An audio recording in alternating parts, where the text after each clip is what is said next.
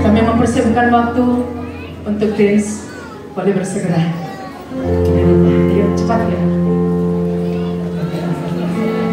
Ya, kita boleh mempersiapkan diri, kasih jalan dulu nak, langsung cepat ya. Nah, kita juga bertumbuh di dalam pujian, bertumbuh di dalam musik, dan kita juga semua harus bertumbuh. Yuk cepat saja. Kasih dia jalan. Kasih jalan ya. Kasih jalan. Yuk cepat. Kita berikan aplaus dulu bagi anak-anak kita. Haleluya. Kita bersuka cita, kita pujilah Tuhan, biar mereka boleh semakin bertumbuh lebih lagi.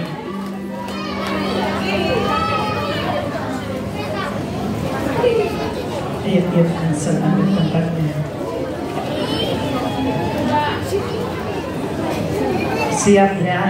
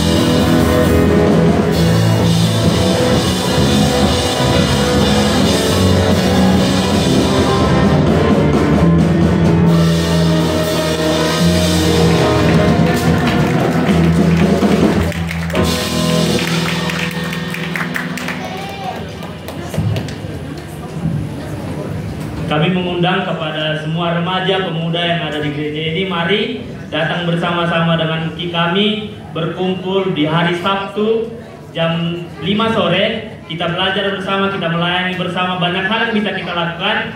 Mari berjumpa dengan kami pada hari itu. Selamat memperingati kenaikan Tuhan Yesus. Tuhan Yesus memberkati.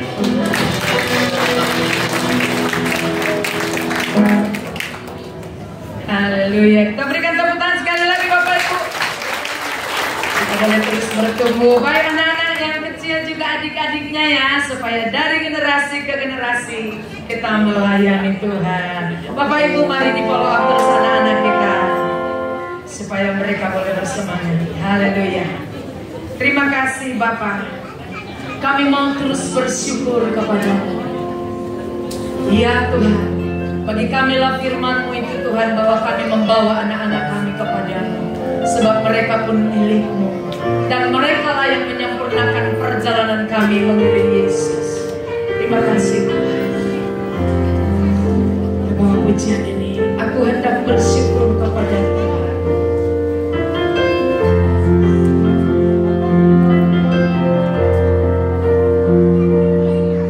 Aku hendak bersyukur pada Tuhan karena keadilan-Nya, dan bermasmur bagi nama Tuhan.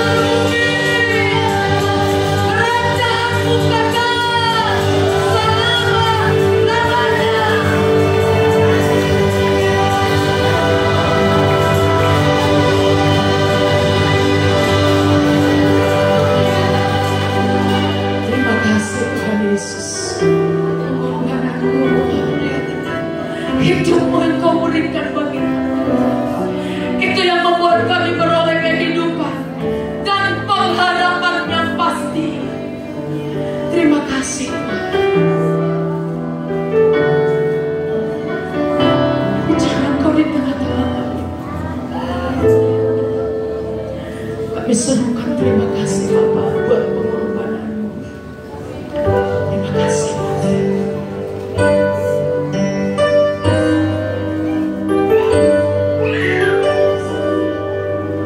Terima kasih Tuhan.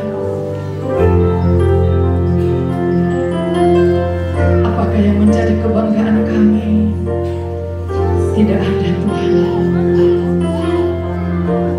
Selain hidup-Mu yang ada pada kami.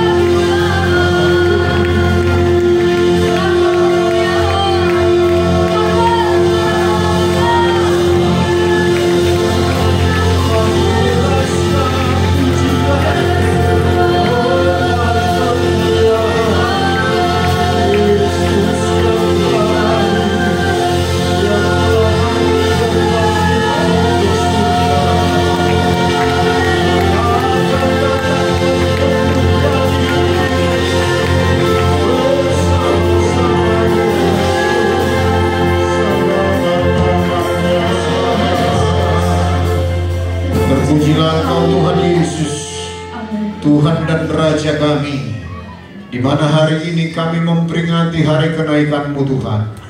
Engkau yang telah datang dari surga, dan Engkau akan kembali ke surga, dan Engkau akan datang menjemput kami dan membawa kami ke surga ya Tuhan. Terima kasih Bapa, kami mengucap syukur hari ini kami boleh menyerukan nama-Mu, kami boleh meninggikan nama-Mu lewat puji-pujian, lewat penyembahan kami, terlebih lewat hidup kami Tuhan. Sebab itu berfirman-Lah bagi kami, kuasai hati dan pikiran kami Tuhan. Kami tundukkan pikiran kami kepada pikiran Kristus.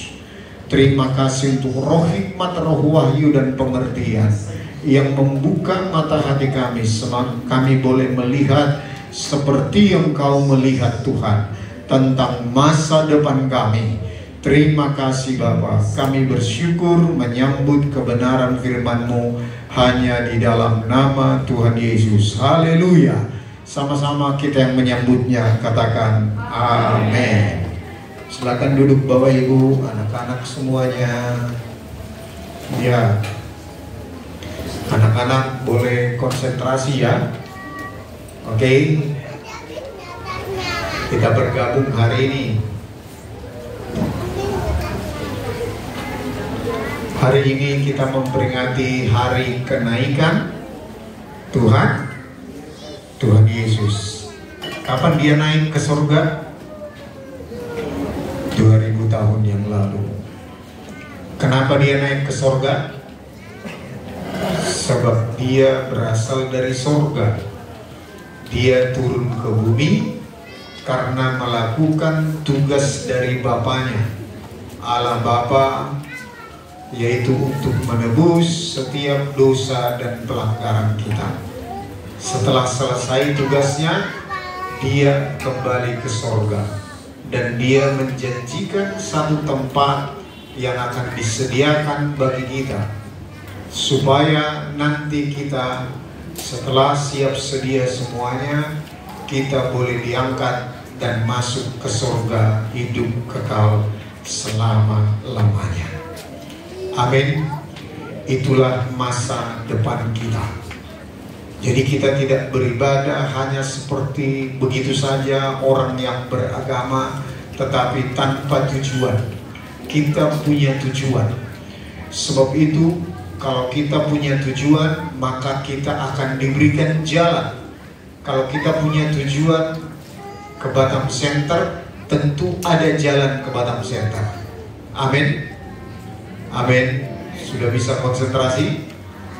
Nah, kalau kita punya tujuan ke Sekupang, tentu ada jalan untuk menuju Sekupang. Nah, jalan itu berupa apa?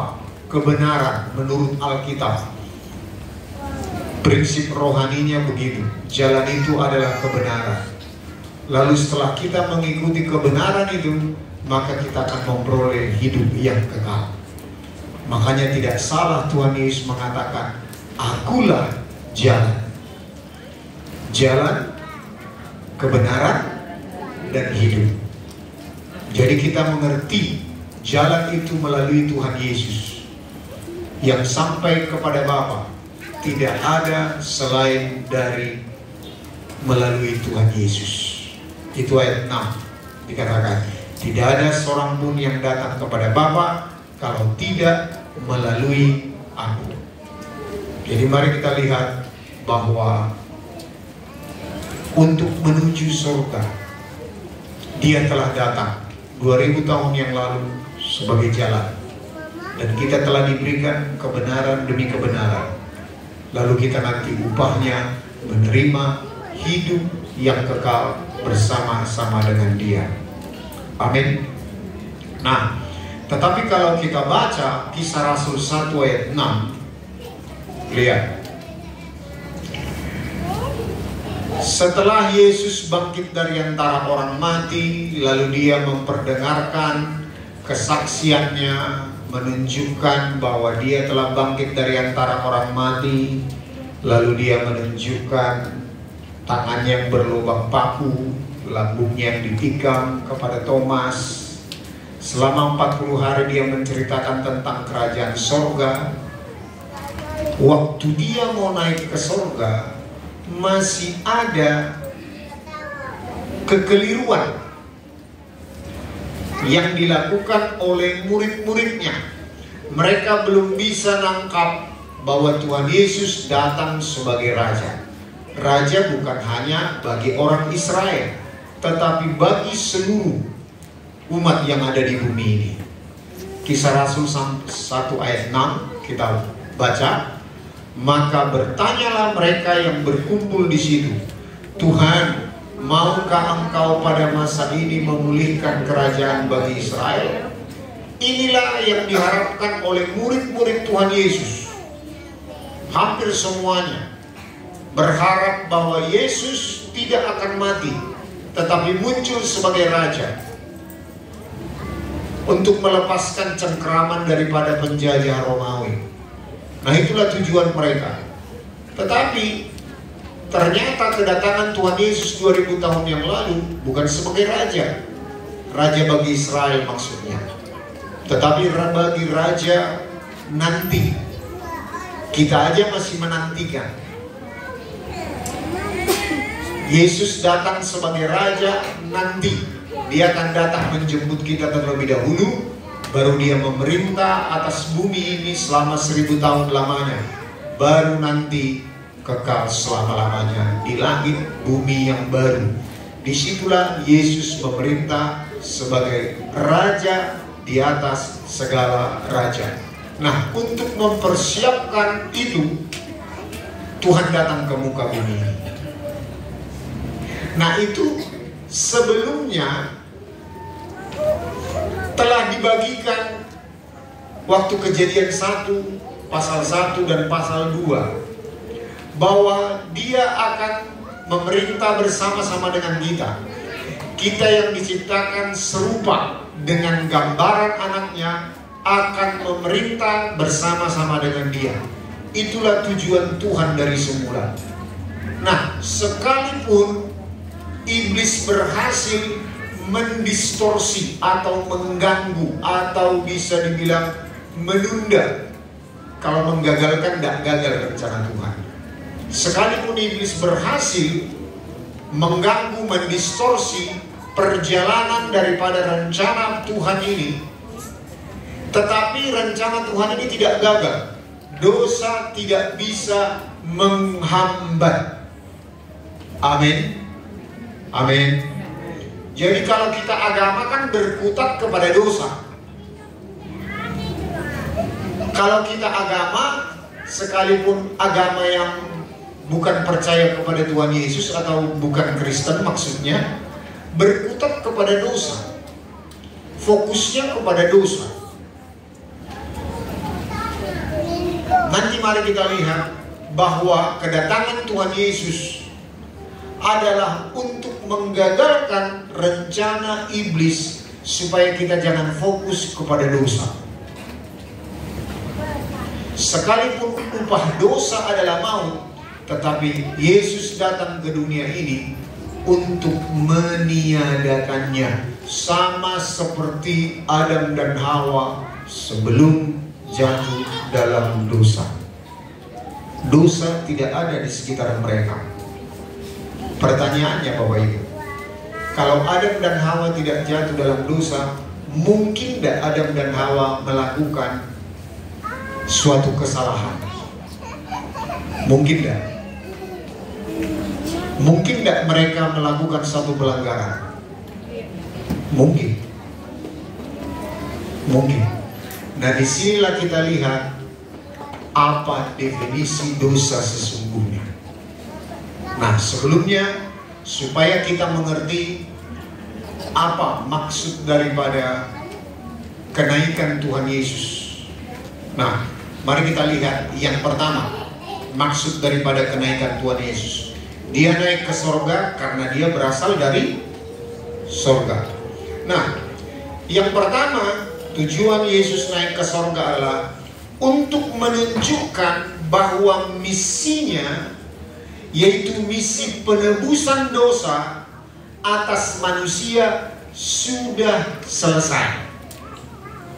Ini makna yang pertama daripada kebangkitan Tuhan, daripada kenaikan Tuhan Yesus, yaitu untuk menunjukkan bahwa misi penebusan dosa atas kita di bumi ini sudah selesai. Amin. Nah, kalau misi daripada Tuhan Yesus belum selesai, tentu Bapa tidak menerimanya. Nggak menerimanya artinya di surga. Kalau belum selesai, Dia bisa berkata kepada Yesus, kau belum selesai tugasmu, lanjutkan dulu, tunggu dulu selesai. Nah, makanya pengertiannya bagi kita, dosa yang diperanakkan dari Adam dan Hawa juga sudah selesai bagi kita yang percaya kepada Tuhan. Amin. Saya sudah singgung mulai minggu-minggu kemarin, 2 minggu dan 1 minggu kemarin, bahwa kasih Allah jauh lebih besar daripada dosa dan pelanggaran kita. Amin. Makanya firman Tuhan mengatakan kasih menutupi segala pelanggaran. Amin. Saya teringat ini karena anak-anak di depan ini. Jadi kita juga orang tua, kita jangan hanya mengkonsumsi untuk diri sendiri. Kita juga mulai mengimpartasikan bagi anak-anak di rumah. Sebab zaman kita dulu dengan zaman anak-anak kita sekarang itu jauh berbeda. Dulu tidak ada gadget yang siap menyerang dari semua lini.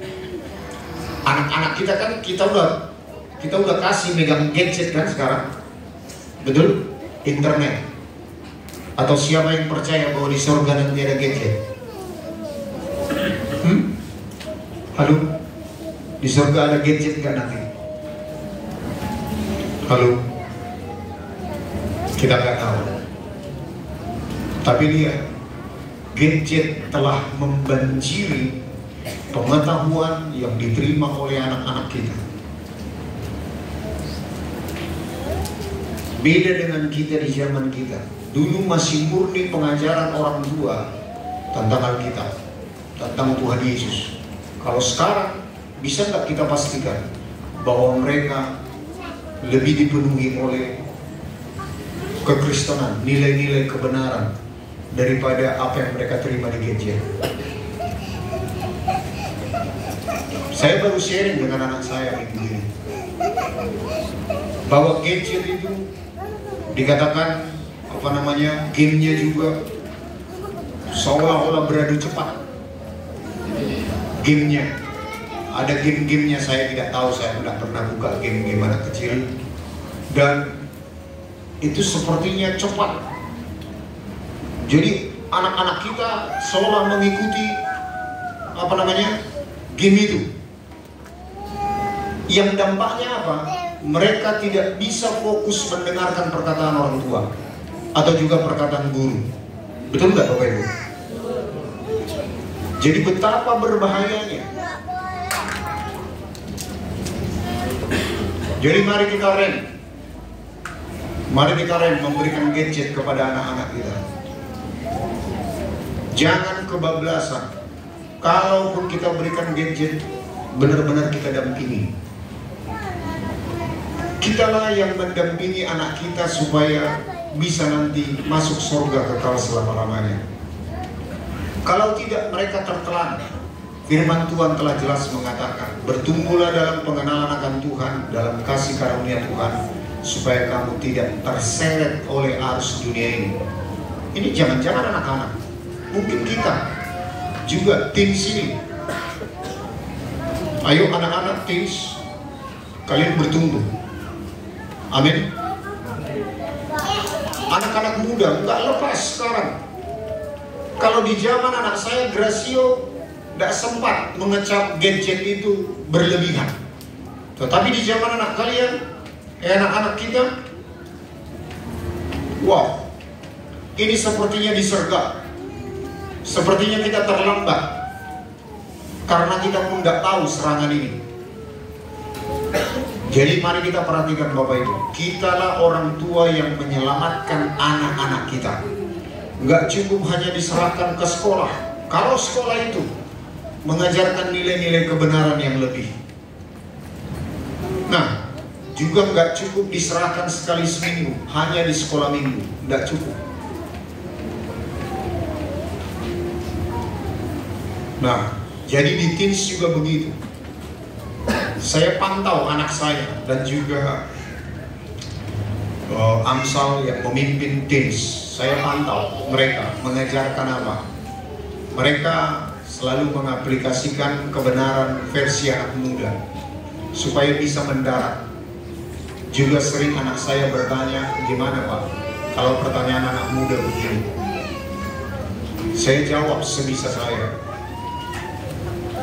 Dan mari kita dengarkan Bapak Ibu, beda di zaman kita masih anak-anak, masih kita pemuda dengan zaman sekarang.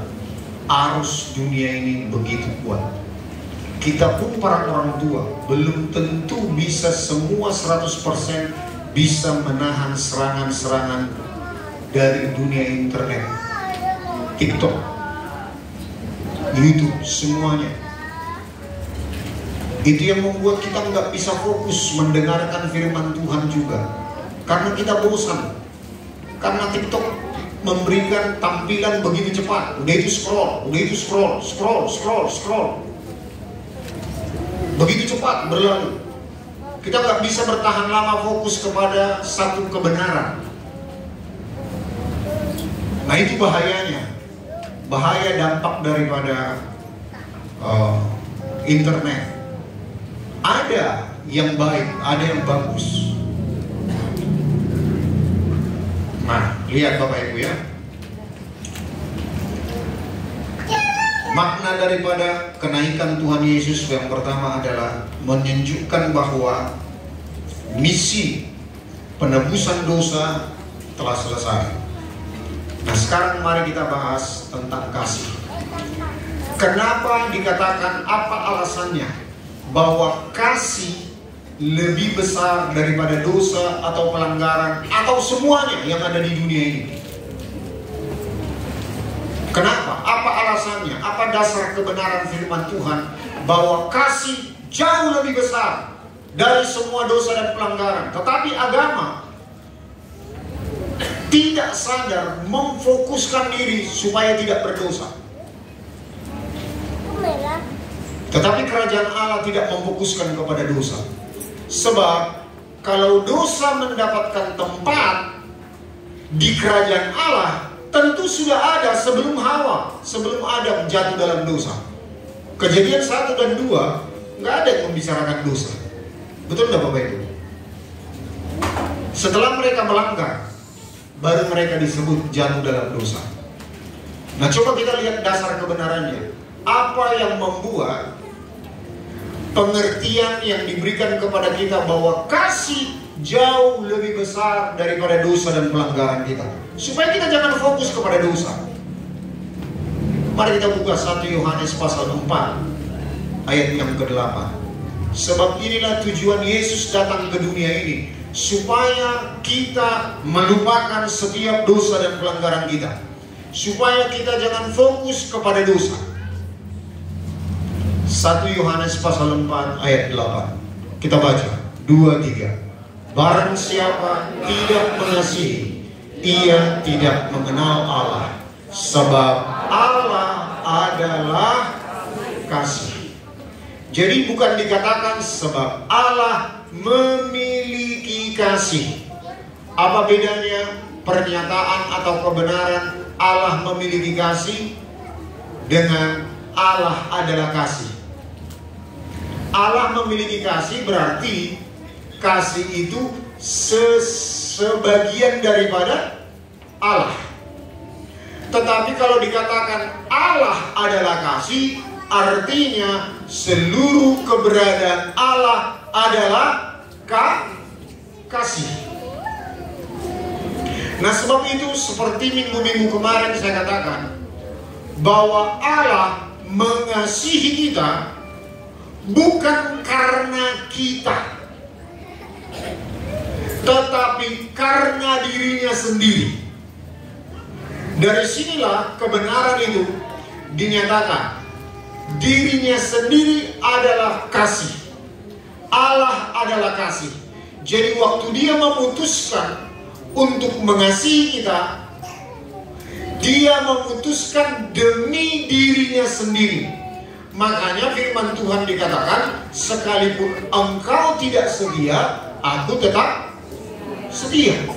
Inilah dasar kebenarannya, bahwa Allah yang adalah kasih itu jauh lebih besar dari kasih dari apapun di dunia ini, termasuk dari kita semua ciptaannya, alam semesta jagat raya ini. Sebab Allah adalah kasih. Amin. Makanya dikatakan di dalam Kolose pasal pertama, nanti Bapak Ibu baca ayat 15 sampai 17, bahwa seluruh kepenuhan Allah berkenan diam di dalam Yesus. Kerajaan yang tidak kelihatan, segala sesuatu, alam semesta jagat raya ini, bumi semuanya, langit dan bumi, itu lebih kecil daripada segala itu, termasuk segala sesuatu lebih kecil daripada Dia. Sebab segala sesuatu diciptakan di dalam Dia. Siapa itu? Yesus. Makanya untuk menyatakannya, 1 Yohanes pasal 4 tadi, coba lihat ayat yang ke-9 dan 10. Dalam hal inilah kasih Allah dinyatakan di tengah-tengah kita, yaitu bahwa Allah telah mengutus anaknya yang tunggal ke dalam dunia ini supaya kita hidup olehnya. Inilah kasih itu, bukan kita yang telah mengasihi Allah, tetapi Allah yang telah mengasihi kita dan yang telah mengutus anaknya sebagai pendamaian dari dosa-dosa kita. Nah, lihat Bapak Ibu, sebelum kita menerima Yesus sebagai Tuhan dan Juru Selamat, atau lebih pasnya adalah sebelum Yesus menebus setiap dosa dan pelanggaran kita, mari ingat, upah dosa adalah maut. Tapi setelah Yesus menebus setiap dosa dan pelanggaran kita, bagi kita yang percaya kepadanya, apakah upah dosa itu masih tetap maut? Halo? Apakah upah dosa itu masih tetap maut?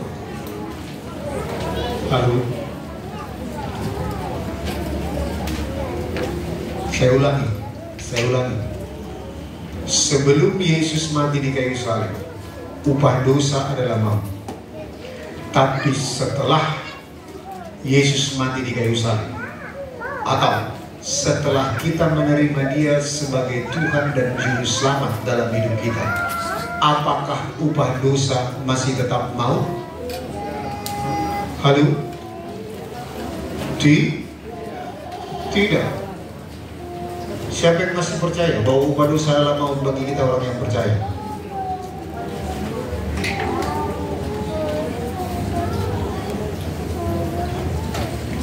Bagi kita yang percaya, upah dosa tidak maut lagi.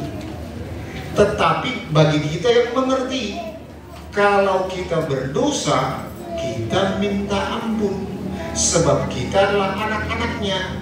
Lalu upah dosa bagi kita adalah dinasehati, ditegur, dan dihajar oleh Tuhan. Lalu upah dosa tidak maut lagi bagi kita yang percaya. Maka untuk itulah Yesus datang ke dunia ini, untuk menghapuskan maut dari kita. Halo, amin. Supaya kita tidak fokus lagi kepada dosa. Makanya di kitab Ibrani pasal 10 berulang-ulang dikatakan, imam perjanjian lama sekali setahun masih terus datang. Itu untuk mengingatkan dosa-dosa yang telah dilakukan oleh bangsa Israel. Tetapi imam perjanjian baru, Yesus Kristus, datang sekali untuk selama-lamanya, supaya kita tidak mengingat setiap dosa-dosa dan pelanggaran kita lagi. Tapi dosa yang telah kita lakukan setelah kita lahir baru, 1 Yohanes 1 ayat 9 mengatakan kita punya pendamai. Lalu kita bertobat, menyesal, meninggalkan jalan-jalan yang jahat. Jadi kita tidak fokus lagi kepada dosa yang telah kita lakukan. Nah, kalau kita jatuh dalam dosa, kita tinggal bertobat. Amin. Lalu kita nggak fokus kepada dosa lagi. Nah, karena tujuan daripada iblis datang kepada Hawa waktu itu, supaya dia berhasil menipu Hawa, engkau akan menjadi seperti Allah. Dan prinsip dosa di sini adalah ketika dia tunduk kepada perkataan iblis, dia menjadi hamba iblis. Inilah dampak daripada dosa. Nah, sekarang mari kita lihat, kita hubungkan dengan kebenaran yang kita pelajari minggu yang lewat tentang kerajaan Allah. Ini hubungannya dengan dosa. Yohanes 8 ayat 34. Kita baca 2, 3.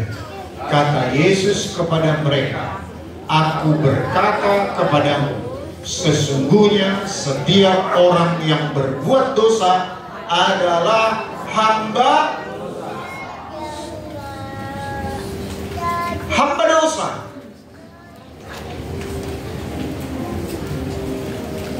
Jadi lihat, kalau kita jatuh dalam dosa, bukan lagi kita tertuduh dan terdakwa.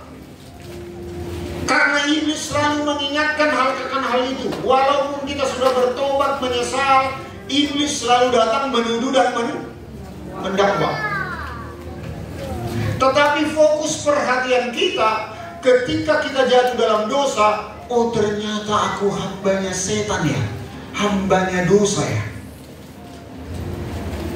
Ini yang menjadi fokus perhatian kita. Nah, minggu kemarin kita belajar tentang bahwa kita mencari kerajaan Allah. Kita mencari Allah yang memerintah atas hidup kita, supaya kita menjadi hamba kebenaran, hamba daripada raja kita, raja kebenaran, yaitu Tuhan Yesus. Bukan lagi menjadi hamba dosa. Nah, lihat, waktu kita jatuh dalam dosa, selain kita bertobat, kita juga menyadari, ampuni aku Tuhan, aku telah memperhambakan diri kepada dosa. Halo, amin. Oh, masih kurang ya. Buka ke Roma pasal 6 ayat 16.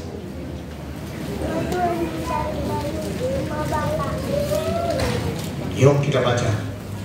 Apakah kamu tidak tahu bahwa apabila kamu menyerahkan dirimu kepada seseorang sebagai hamba untuk mentaatinya, kamu adalah hamba orang itu yang harus kamu taati, baik dalam dosa yang memimpin kamu kepada kematian, maupun dalam ketaatan yang memimpin kamu kepada kebenaran.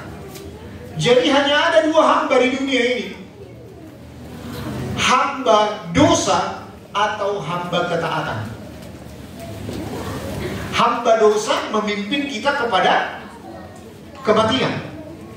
Hamba ketaatan memimpin kita kepada kebenaran, hidup kekal selama-lamanya.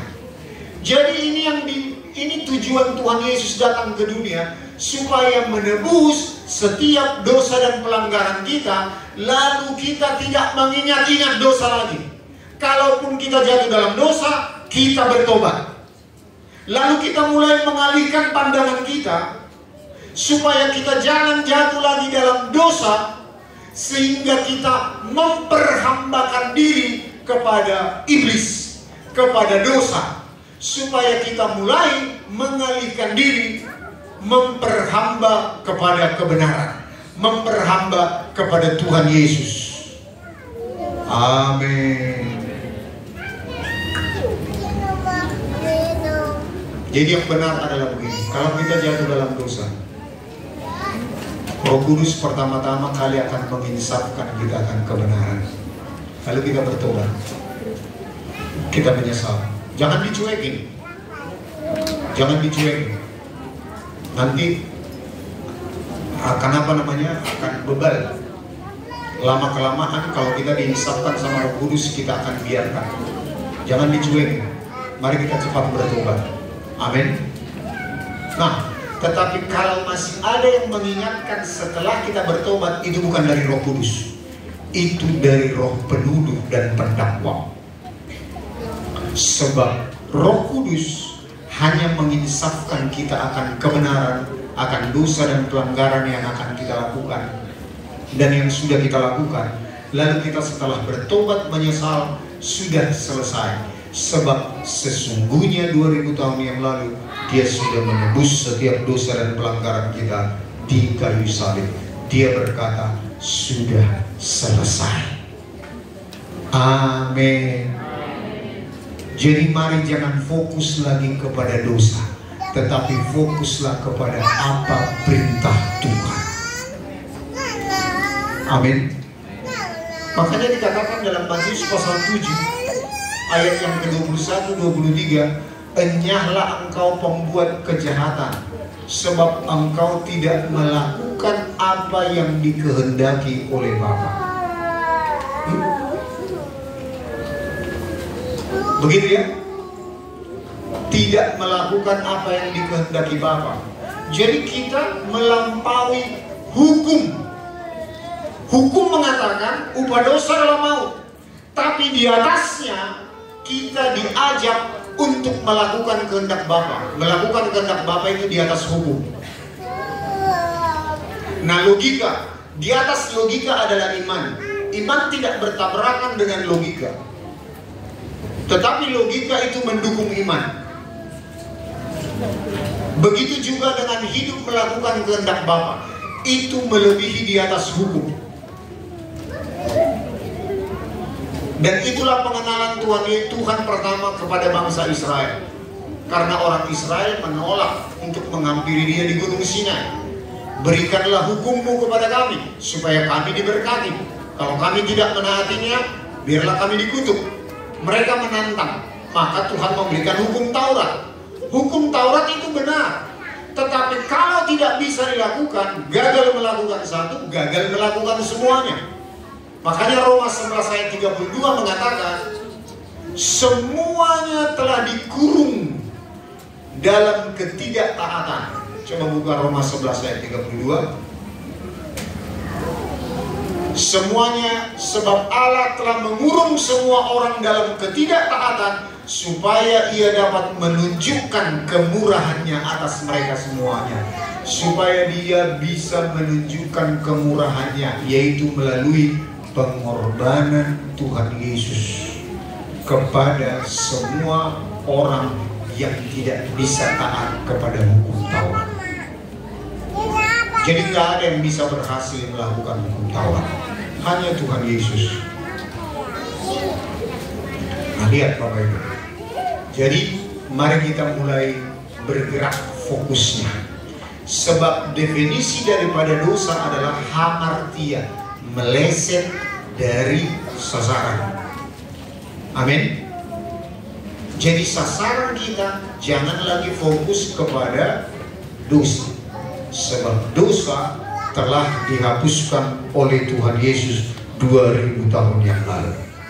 Dosa masa lalu, dosa masa sekarang, dan dosa yang akan datang. Amin.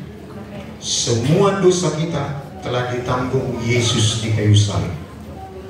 Itulah inti yang pertama daripada kenaikan Tuhan Yesus. Dia telah menyelesaikan tugas misi pengorbanannya di kayu salib. Makanya Dia diterima oleh Bapa di surga. Amin. Nah,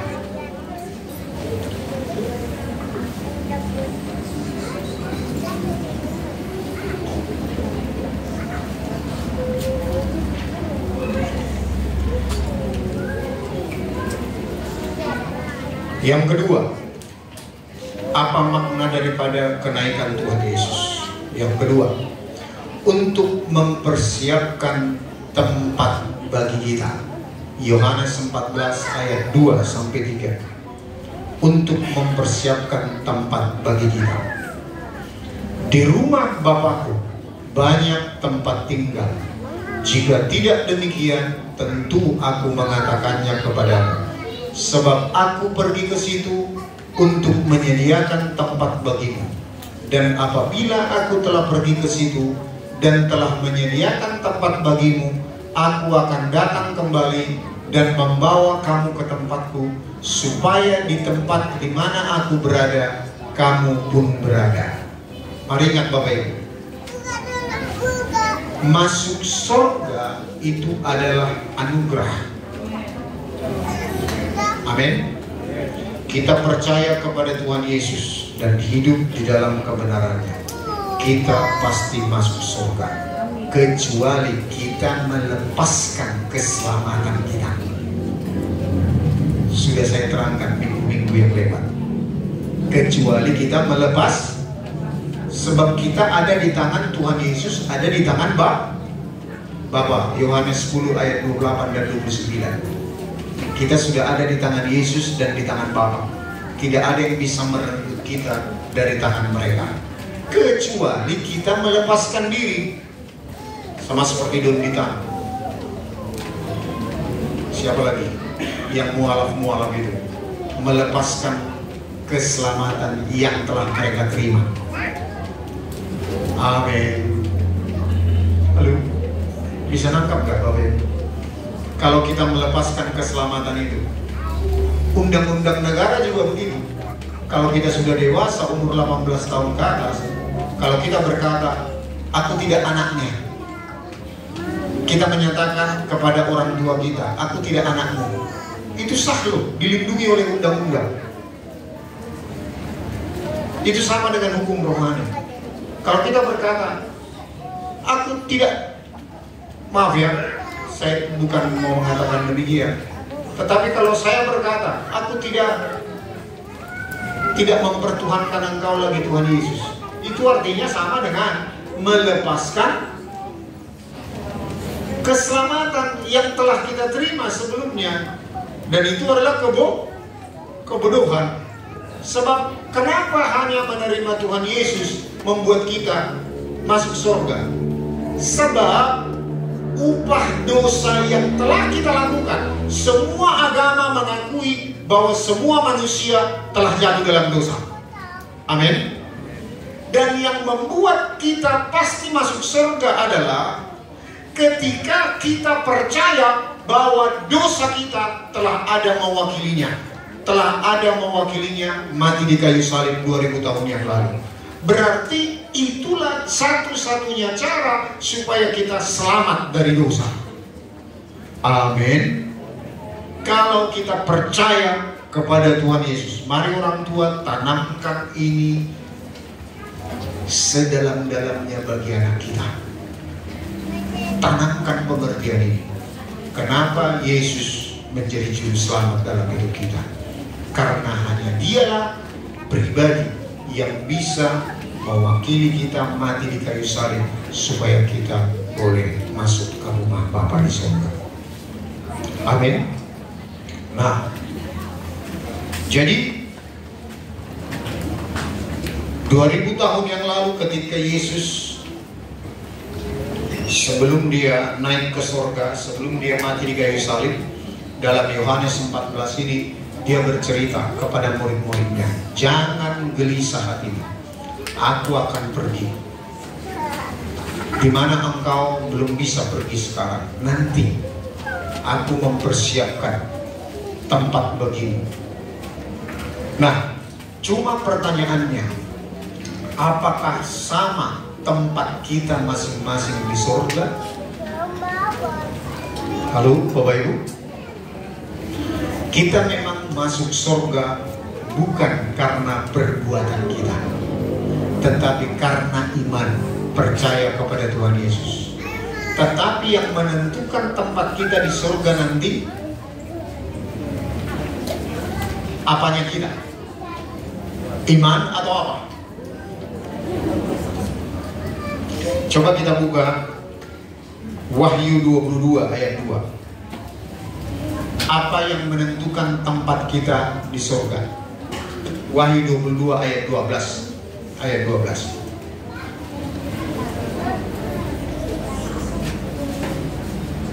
Ya, kita baca ya. Sesungguhnya aku datang segera dan aku membawa upahku untuk membalaskan kepada setiap orang menurut perbuatannya. Ini yang kita pelajari minggu kemarin. Ergon, pekerjaan baik. Jadi dia masuk surga itu bukan karena perbuatan kita, bukan karena kelakuan kita, tetapi itu karena anugerah, karena kita beriman kepada Tuhan Yesus. Amin. Tapi posisi kita di surga itu karena pekerjaan baik yang kita lakukan. Amin. Jadi lihat bagaimana posisi kita di surga nanti. Apakah sama? Itu kan dalam kerajaan Allah. Nah, posisi raja di atas segala raja itu Yesus. Dan posisi yang memerintah bersama dengan dia sampai ke bawah, sampai anggota masyarakat biasa, yang menentukan itu mulai dari sekarang. Masih ingat Wahyu pasal 14 ayat 13? Coba dibuka Wahyu 14 ayat 13.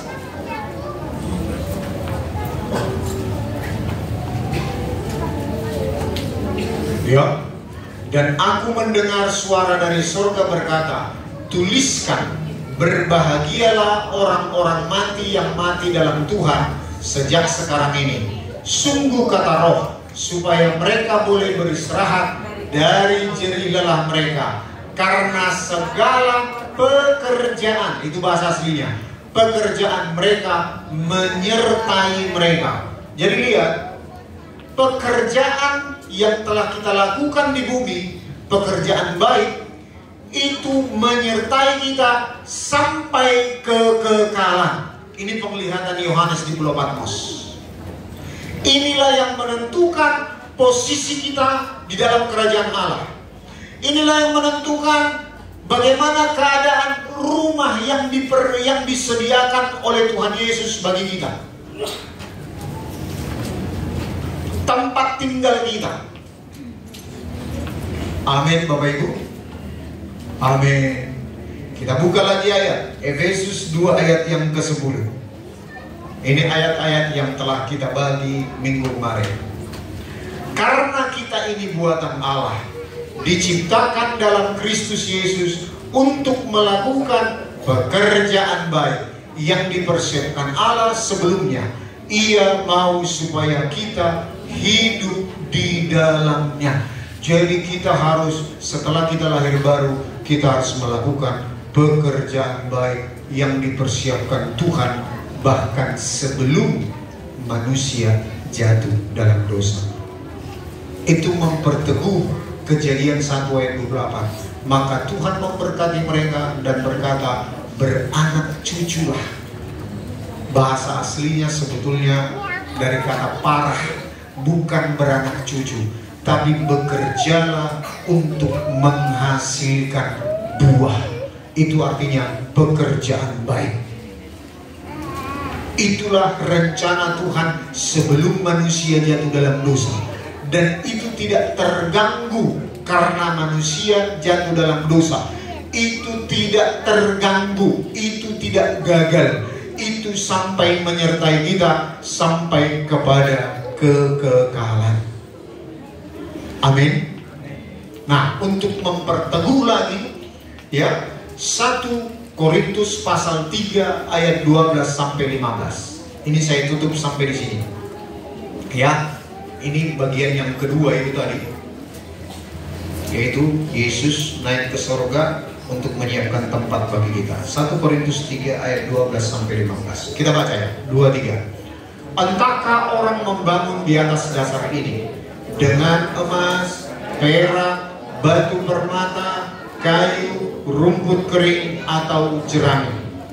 Sekali kelak pekerjaan masing-masing orang akan nampak, karena hari Tuhan akan menyatakannya, sebab ia akan nampak dengan api, dan bagaimana pekerjaan masing-masing orang akan diuji oleh api itu.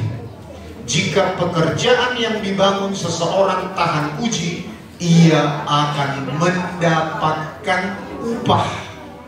Jika pekerjaannya terbakar, ia akan menderita kerugian, tetapi ia sendiri akan diselamatkan, tetapi seperti dari dalam api. Artinya gosok.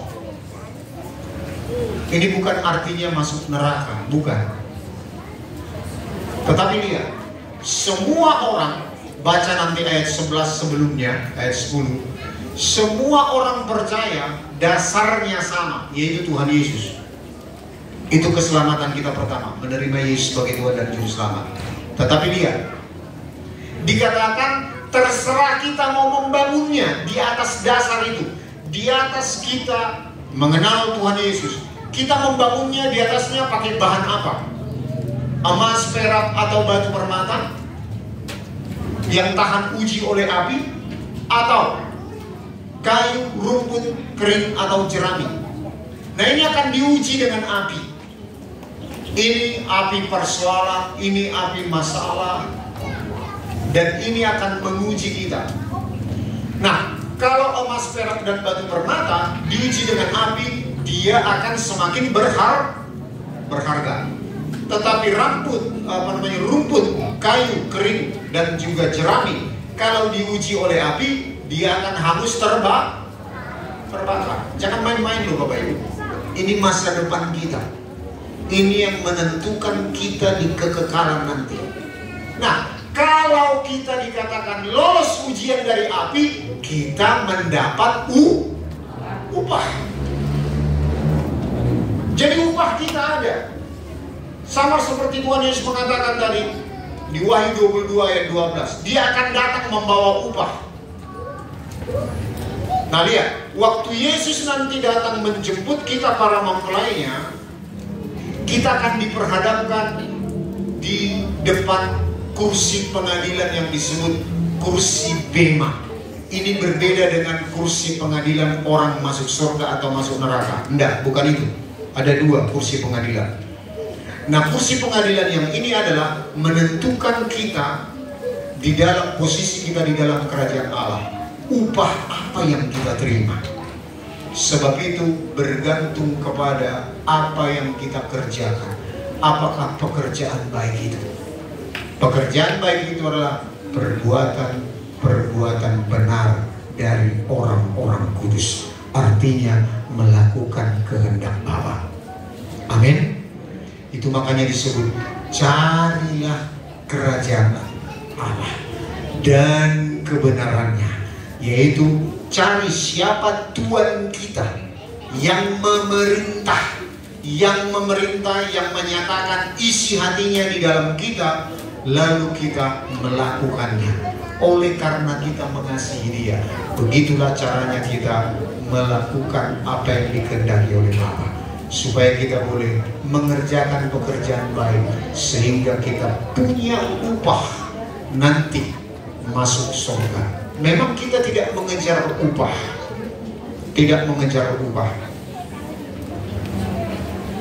tetapi itu sebagai hadiah pemberian daripada Tuhan, menghargai pekerjaan baik yang sudah kita lakukan selama kita hidup di dunia ini. Sebab itu mari berlomba. 1 Korintus 15 ayat 58 dikatakan, pekerjaanmu tidak sia-sia.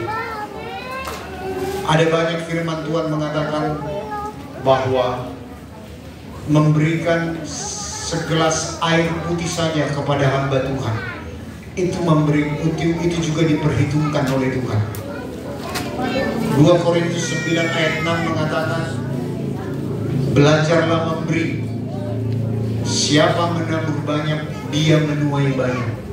Camkanlah ini, orang yang menabur sedikit akan menuai sedikit juga, dan orang yang menabur banyak akan menuai banyak juga. Ini bukan bicara hanya kuantitas. Sebab itu kita tidak mengejar hasilnya di dunia ini. Ini bukan hasil di dunia ini saja, tetapi ini juga di dunia akan datang. Amin. Sebab itu kalau ada kita waktu untuk membangun gereja Tuhan, ini sebetulnya kesempatan bagi kita untuk bekerja, melakukan pekerjaan baik lewat persembahan kita. Sebab setelah ini saya percaya udah gak membangun gereja Tuhan lagi kita. Betul tak Bapak Ibu? Betul? Nah ini sudah dimulai memplafon. Nah sekarang kita berlomba. Dana pembangunan hampir nanti sudah mau habis untuk memplafon. Dan ada memang yang menyumbang untuk memplafon, tetapi itu bentuk rata. Tapi itu nanti dibuat kayak profilnya, kayak modelnya beda. Itu tambahan dari kita biaya. Dan juga untuk menyediakan AC. Kita nggak mau kan panas-panasan di sana. Lalu juga sound system kita sudah lama ini, sudah puluhan tahun. Sudah hampir 30 tahun. Dari tahun 97. Sound system kita sudah lama, sudah layak diganti. Kita butuh dana itu. Kok jadi meremut? Lalu ini kesempatan bagi kita untuk menabur bagi pekerjaan Allah. Amin. Dari apa yang ada pada kita, bukan dari yang tidak ada pada kita. Bapak Ibu, sudah saya lihat banyak berkendaraan roda 4. Ini kan satu ciri-ciri daripada berbuah kan? Betul? Telah diberkati oleh Tuhan. Amin. 5 tahun yang lalu tidak sebanyak ini berkendaraan roda 4. Nah ini sudah berkendaraan roda 4. Bukan berarti berkendaraan roda 2 tidak diberkati. Kita sama-sama diberkati oleh Tuhan. Amin. Ini kesempatan bagi kita. Mari lupakan masa lalu yang kurang jelas, yang bersalahan di antara kita, termasuk oleh saya. Kalau kita berani mengampuni, berarti kita mengenal siapa Tuhan Allah kita. Mari kita perbaiki ke depan. Kesempatan dalam membangun ini adalah satu kegerakan. Nanti di 2 pengerja minggu depan kita akan pertegas bahwa satu keadaan ke depan. Saya melihat dengan kacamata rohani saya. Kalau kita berani unity di dalam kasih akan Tuhan dengan cara yang benar, kita berani meninggalkan kesalahan di masa lalu, kita berani melupakan kesalahan-kesalahan kita di masa lalu, kita bangkit semuanya. Ngapain kita ingat dosa kalau Tuhan menjanjikan kemuliaan bagi kita? Amin. Ngapain kita bergelut lagi dengan dosa kalau Tuhan memberikan kasih-Nya yang sempurna bagi kita, yang tidak pernah habis sampai kepada kekekalan. Sebab itu jangan ada yang mengingat lagi kesalahan-kesalahan di masa lampau. Amin Bapak Ibu. Mari kita bangkit. Kita berikan kemuliaan bagi Tuhan. Yang ketiga, dampak apa arti daripada kenaikan Tuhan Yesus. Ini sebetulnya sudah saya singgung tadi. Kok jadi ramai?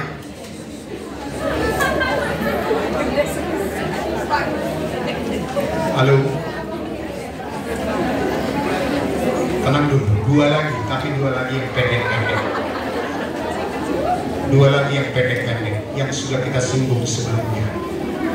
Itu dikatakan bahwa Tuhan sudah menyediakan tempat bagi kita.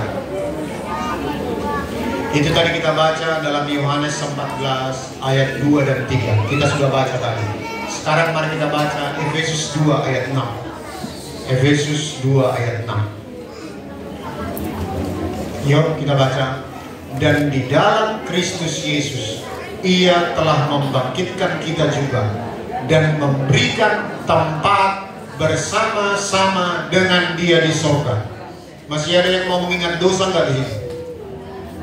Dosa juga, semua dampak daripada dosa itu telah dilenyapkan dengan langit bumi yang lama itu dihancurkan.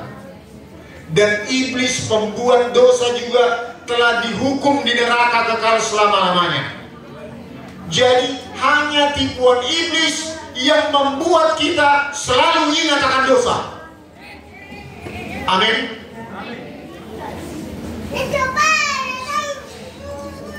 Siapa yang gampang mengingat dosa suaminya di sini? Siapa yang gampang mengingat dosa istrinya di sini? Siapa yang masih gampang mengingat dosa sesamanya di sini? Itu di pihak iblis atau di pihak Tuhan? Pihak iblis. Kalau kita masih suka mengingat-ingat akan dosa, itu berarti kita sedang di pihak iblis, bukan di pihak Tuhan. Kalau kita di pihak Tuhan, dikatakan bahwa kita mengasihi Dia, kita mengenal Dia karena kita mengenal kasih-Nya, dan kasih-Nya, Allah adalah kasih. Allah lebih besar dari semua yang ada di dunia ini, termasuk Allah adalah kasih lebih besar dari setiap dosa dan pelanggaran yang kita lakukan. Amin. Itu sudah Tuhan hapuskan 2000 tahun yang lalu. Nah, yang keempat, supaya Roh Kudus diutus bagi kita. Nah, ini minggu depan kita akan pertegas, kita akan tambahkan bahwa dikatakan di dalam Yohanes 16 ayat 7, Yohanes 16 ayat 7, namun benar yang kukatakan ini kepadamu adalah lebih berguna bagi kamu jika aku pergi, sebab jikalau aku tidak pergi, penghibur itu tidak akan datang kepadamu, tetapi jikalau aku pergi, aku akan mengutus Dia kepadamu. Jadi di ayat selanjutnya dikatakan, aku tidak akan membiarkan engkau yatim piatu. Jadi kepergian Yesus naik ke sorga supaya Dia bisa mengutus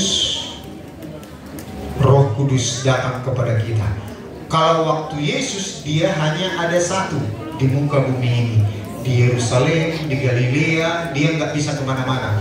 Tapi kalau Roh Kudus, Dia ada di semuanya, kita ada. Amin. Jadi mari kita lihat betapa luar biasanya makna kenaikan Tuhan Yesus 2000 tahun yang lalu.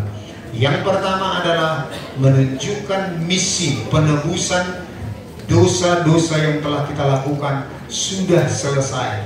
Dan itu juga menggambarkan bahwa seluruh penderitaannya juga sudah selesai. Itu artinya bagi kita yang mengikut Tuhan Yesus, kalau kita mengalami penderitaan, bisa nggak kita mengalami penderitaan?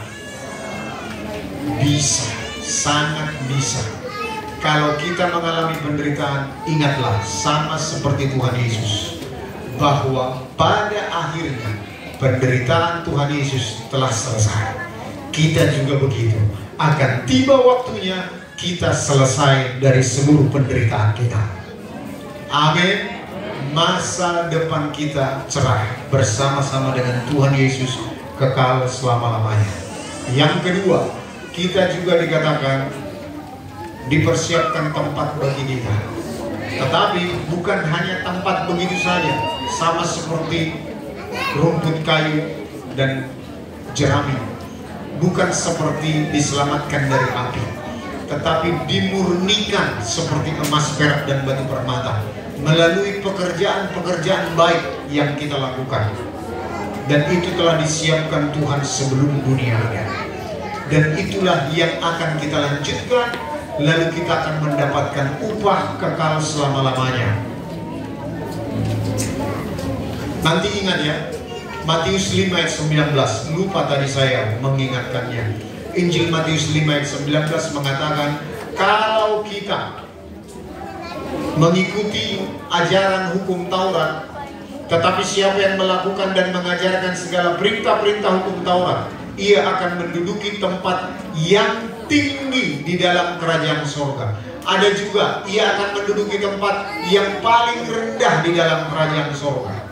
Jadi mari lihat, perbuatan kita di dunia ini akan menentukan kita di tempat tinggi atau di tempat rendah, atau di tengah-tengahnya di dalam kerajaan sorga. Yang ketiga, Dia sudah menyediakan sorga bagi kita. Yang terakhir, Dia naik ke sorga supaya Dia bisa mengutus Roh Kudus. Dan ini minggu depan kita akan pelajari. Amin Bapak Ibu. Yuk mari kita bangkit berdiri.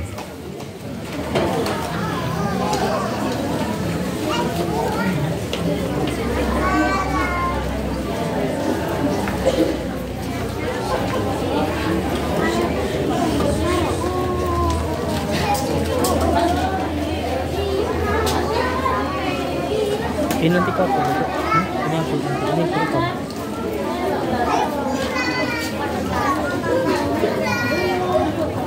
Kami bersyukur Bapa. Kami berterima kasih kalau kami boleh beribadah memperingati hari kenaikan-Mu. Dan kami telah belajar apa artinya Engkau naik ke surga. Engkau sedang dipermuliakan Bapa, karena Engkau telah mengerjakan, Yesus telah mengerjakan semua pekerjaan yang telah disiapkan oleh Tuhan Yesus selama di muka bumi ini. Bahkan Engkau rela mati bagi setiap kami ciptaan-Mu. Engkau menebus setiap dosa dan pelanggaran kami. Dan Engkau juga berjanji akan menyiapkan tempat bagi kami. Terima kasih Bapa. Tetapi tempat yang Kau siapkan kami bergantung kepada pekerjaan baik yang kami lakukan di muka bumi ini. Sebab itu ajari kami Roh Kudus, wahyukan kepada kami kehendak-Mu, supaya kami tidak terbeban lagi oleh karena pelayanan yang kami lakukan, baik kepada keluarga, baik dalam pelayanan gereja maupun pelayanan sosialisasi kami Tuhan di masyarakat, supaya kami boleh menghasilkan buah bagi kerajaan-Mu. Terima kasih Bapa, Engkau juga telah menyediakan surga bagi kami, dan Engkau mengutus Roh Kudus bagi kami. Kami bersyukur untuk Roh Kudus yang akan menuntun kami, yang akan menemani kami, mengajari, mengaplikasikan kehidupan kami sehari-hari sesuai dengan kebenaran firman-Mu. Mari kita bersekutu Roh Kudus, supaya kami tidak menyia-nyiakan waktu bersama dengan Engkau Tuhan. Di tengah-tengah tugas dan tanggung jawab kami boleh belajar mengerti apa kehendak Bapa dalam kami. Terima kasih Bapa, meteraikan firman-Mu bagi kami anak-anak-Mu. Terima kasih Bapa, di dalam nama Tuhan Yesus kami bersyukur dan berdoa. Haleluya. Sama-sama kita katakan amin. Kita berikan persembahan. Baik, saya arahkan dulu ya Bapak Ibu, karena kotak persembahan kita ada di tengah. Boleh yang Bapak sebelah sini duluan, barisan sebelah sini, barisan sebelah sini diam dulu, sehingga tidak ketemu di tengah-tengah. Oke Bapak Ibu, barisan sebelah sini dulu, boleh berputar, lalu nanti disambung dengan sore. Bahwa pujian ini tak lupakan masa lalu mengarah kepada tujuan Tuhan. Sampai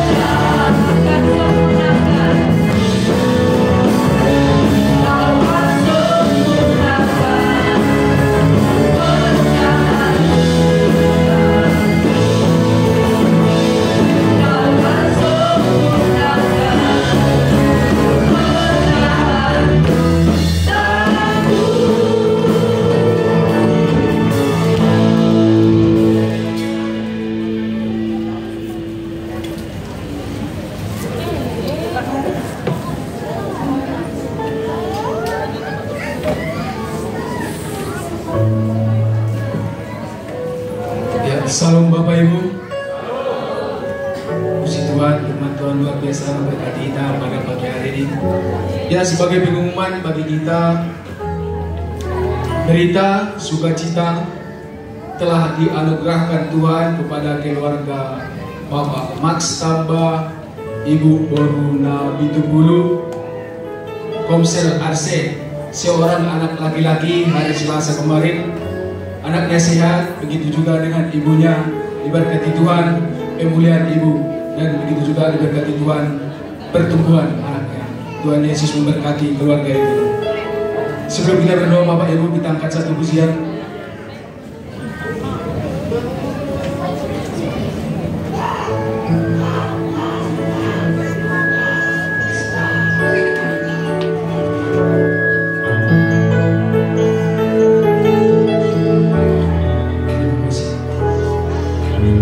Pujian dan syukurku ku bawa padamu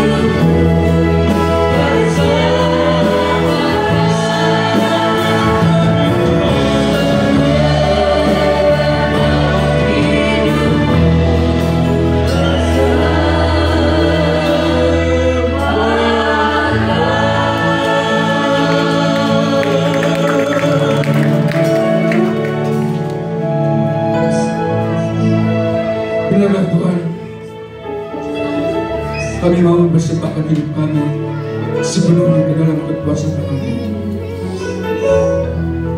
Biarlah Tuhan kami ada bukan karena kuat kami, tapi semuanya karena anugerah Tuhan. Terima kasih Bapa yang baik, perjalanan hidup kami sampai saat ini Engkau tetap menuntun kami Bapa yang baik. Hingga pada saat hari ini Tuhan kami beribadah di tempat ini memperingati hari kenaikan-Mu Bapa yang baik. Terima kasih Tuhan, Engkau telah naik ke surga menyediakan tempat bagi kami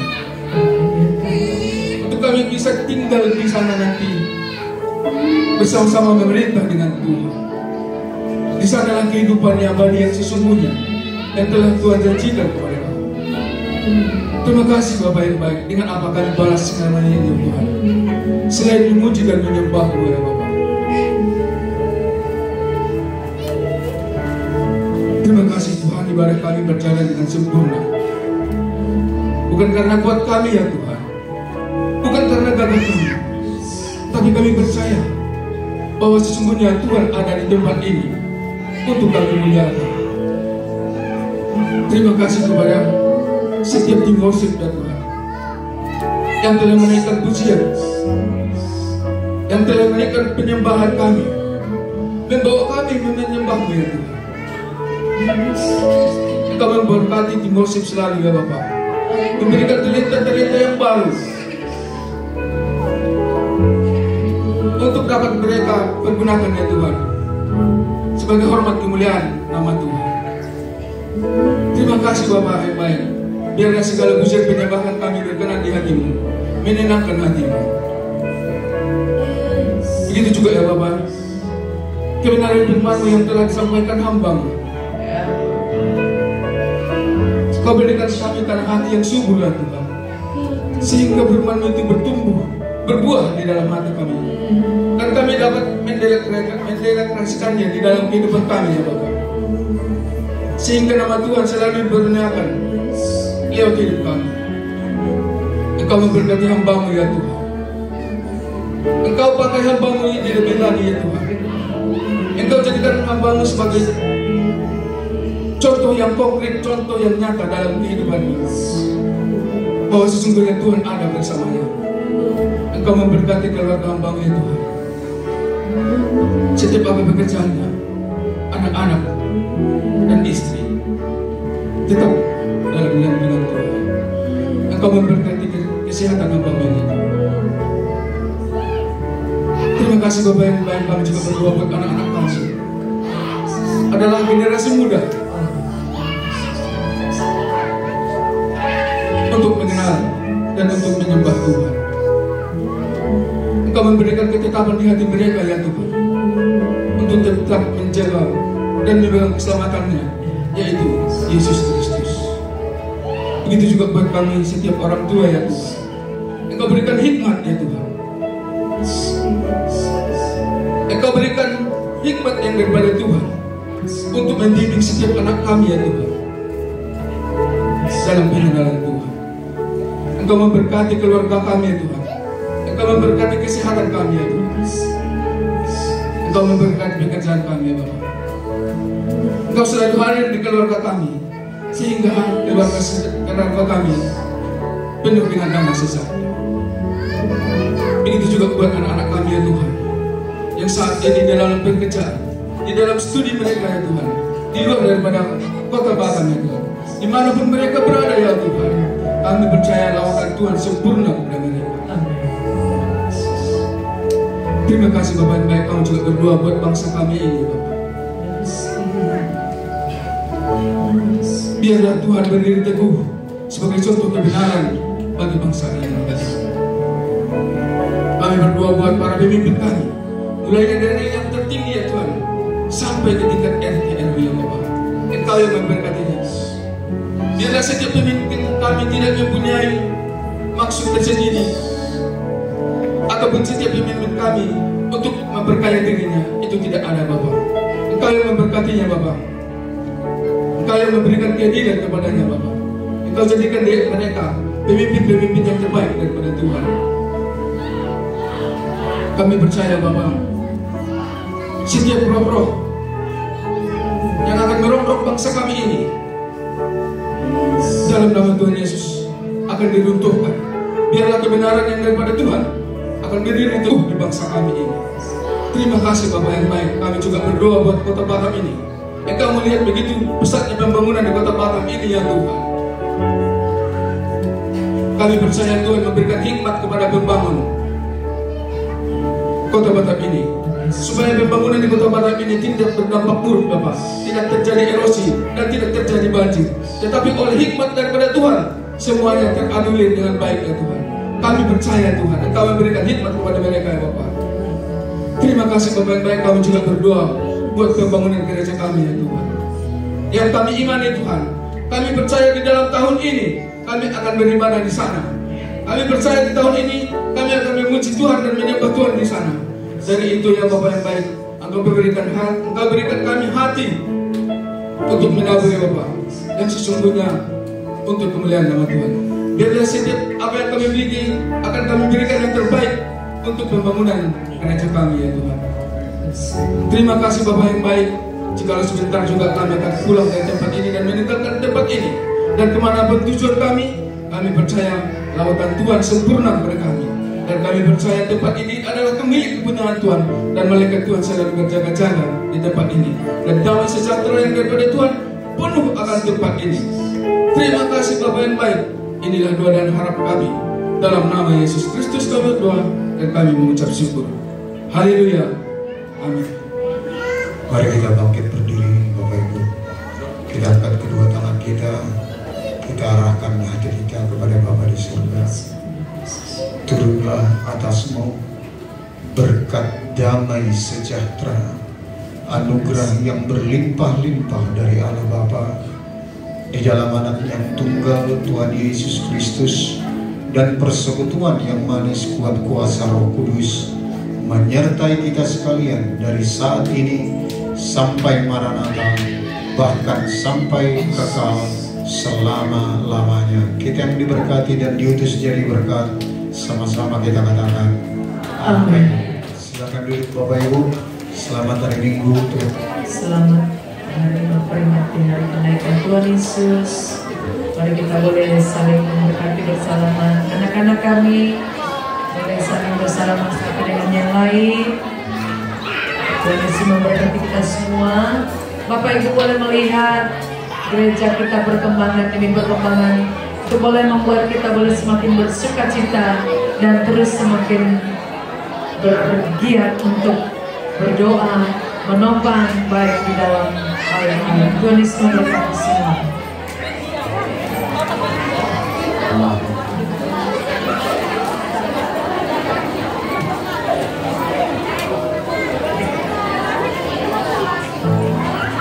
Dengan